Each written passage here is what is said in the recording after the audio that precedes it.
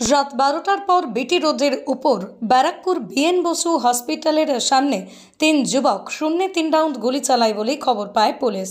সাথে সাথে রাতের কর্তব্যরত পুলিশ তাদের তাড়া করে টাটা গেটের সামনে থেকে এই 3 জনকে ধরে ফেলে।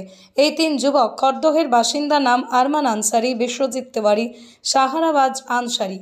এই 3 জনকেই টিটাগড় থানার পুলিশ গ্রেপ্তার করেছে। কী কারণে এরা গুলি চালালো বা পিস্তল কোথা থেকে এলো তা খতিয়ে দেখছে টিটাগড় থানার পুলিশ।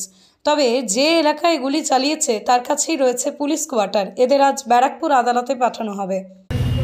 গুলি চালালে কেন? দাদা গুলি চালালে কেন? গুলি চালালে কেন? কোথা থেকে পেলেন আর্মস?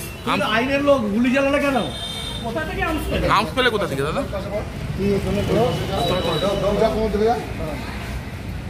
এটাকে ওদিকে নাও।